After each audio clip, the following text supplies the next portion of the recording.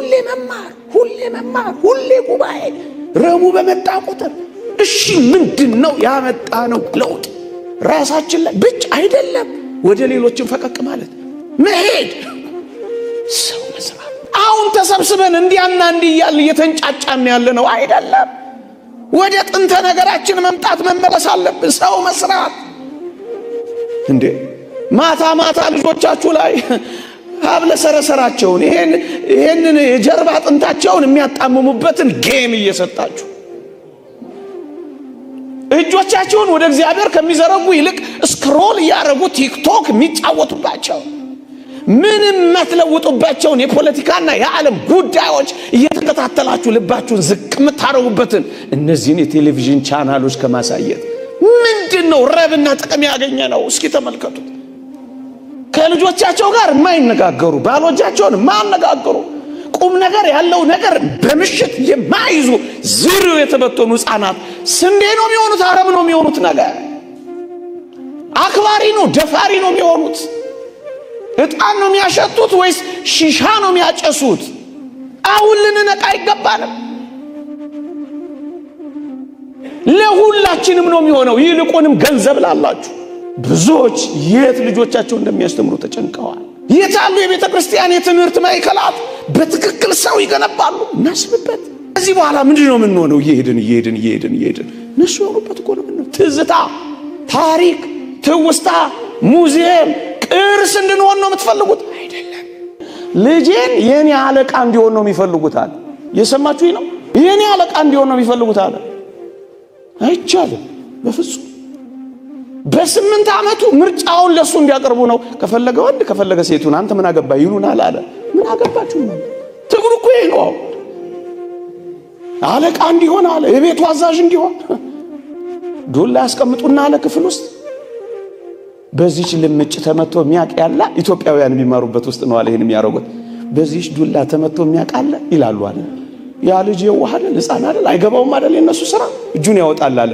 ያን ጊዜስ እቤት መተው አንጠልጥለው ይወስዱናል አለ። ይሄንን እኮ ያመጡት ሰለጠን የሚባለው አስተሳሰብ እኮ ነው ወገኖቼ። ሙሰኛው የገባው ደግሞ ያታማኙ ያልገባው፣ ንጽህና በርኩሰት ፊት አፋራም፣ ድንግልና በዘማውያን መካከል ማፌዣ፣ ዘረኛ አለመሆን አስኮናኝ ሆነ በዚህ ዘመን። ወጣቶችን ቼክ ማድረግ ትችላላችሁ። ጨዋ የነበረው ልጅ እኮ የሆነ ትምህርት ቤት ከገባ በኋላ ተበላሸብኝ፣ ሐሽሽ የጀመረው ዛ ነው ይሏችኋል። ሐሽሽ የማይጨስበት ጋጥ ወጥነት የማይበዛበት መረን የወጣ ልቅነት የሌለባቸው ትምህርት ቤቶች ስንዴዎቻችን ልንገነባ ይገባል። በቃ እንደዚሁ ነው ልጆቻችን የምናስበላው።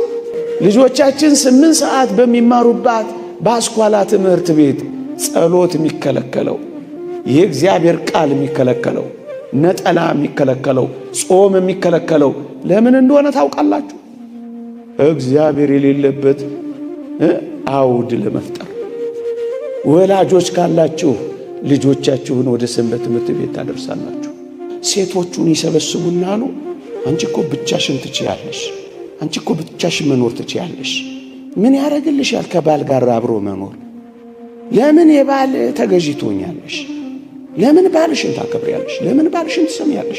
ትችያለሽ ዩካን ይሏታል። ከዛ ጥላ ስትወጣ መደጎሚያ ይሰጧታል አለኝ ሲነግረኝ።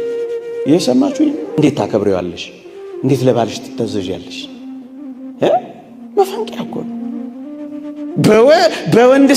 በወንድ ስጋ አልተቀበርኩ በሴት እንደዚህ አልኖር የሚሉ ሳይሆን ለእኔ የተሰጠችኝ ናት ብሎ እግዚአብሔር የሰጠኝ ስጦታ ናት ብሎ ተንከባካቢ የሚሆን የዚያንም ወሬ የሰሙ ትዳራቸውን የሐሳብ መስጫ ሳጥን የሚያረጉ አረሞች ሳይሆን ትዳራቸውን የሐሳብ መስጫ ሳጥን ማረጉ ስንዴዎች እናብቅላ፣ ወጣቶች እናብቅላ፣ እጮኛሞች እናብቅላ። የታሉ የእጮኝነት ድህረ ቅድመ የስልጠና ማዕከላት የሉንም? ይሄንን በትክክል ሊመሩና ሊያስተዳድሩ የሚችሉ ካህናትና የካህናት ማሰልጠኛ ማዕከላት የሉንም? ይመጣሉ፣ ተክሊል እናረጋለን፣ እንዘምራለን፣ እንልካለን። ይጽኑ አይጽኑ፣ ይታገሱ አይታገሱ፣ ይለፉት አይለፉት መከራውን አናይላቸውም። በቃ ከጨሰ አቧራው ጨሰ አዳናቸው። ከዛስ ገባንና አስጨስናቸው። በቃ አለቀ። ይሄንን የሚከታተሉ የሚያበቅሉ ስንዴዎች ያስፈልጉናል። ስንዴዎች ያስፈልጉናል። የሚስታቸውን ቦታ በቴሌቪዥን የማይተኩ፣ የሚስታቸውን ቦታ በእናታቸው የማይተኩ፣ የባላቸውን ቦታ በጓደኛቸው ወሬ የማይተኩ ስንዴዎች እናብቅላ። ስንዴዎች እናብቅላ። መደባበቅን በግልጽነት የሚነጋገሩ፣ ገንዘባቸውንም ጠረጴዛ ላይ ወሬያቸውንም ባላቸው ሚስታቸው ፊት የሚያወጡ ግልጽ ስንዴዎች እናብቅላ። ስለ ቬሎ ሳይሆን ስለ ጽድቅ ልብሳቸው የሚጨነቁ ጮኛሞችን እናብቅላ። ስንዴ እናብቅላ። ትውልድ የሚበቅለው እዛ ውስጥ ነው። ንጹህ ካህን የሚገኘው እዛ ውስጥ ነው። ንጹህ መሪ የሚገኘው እዛ ውስጥ ነው። ንጹህ ማህበረሰብ የሚገኘው እዛ። ስንዴ እናብቅላ። ከሁሉ በላይ አስቀድመው ለገዛ ቤተሰቡ አስቀድመው እዚህ ከተማራችሁ አስቀድማችሁ ለገዛ ቤተሰቦቻችሁ እግዚአብሔርን መምሰል አሳዩአቸው። ታላላቅ የምትሰሙ እዚህ ካላችሁ ለሕፃናቶቻችሁ እግዚአብሔርን መምሰል አሳዩአቸው። ጸልዩላቸው፣ አልቅሱላቸው፣ ሱባኤ ያዙላቸው፣ መንገድ ምሯቸው፣ ፈቀቅ አይሉ፣ ድረሱላቸው። ስንዴ እናብቅል። ስንዴ እናብቅል። ስንዴ እናብቅል። ራስ ወዳድ ያልሆኑ ባሎች እንዴ ስንዴዎች ነው የሚሆኑት። ለልጆቻቸው ጊዜ የሚሰጡ፣ ልጆቻቸውን በጥንቃቄ የሚከታተሉ፣ የሚበላው የሚጠጣው ካገኘው አይደለም የነፍስ ምግባቸውን የሚጨነቁ ስንዴዎች፣ ከሕያው እግዚአብሔር ጋር አደራ እንዳላቸው አውቀው የሚያገናኙ ስንዴዎች ያስፈልጋሉ። ስንዴዎች ያስፈልጋሉ።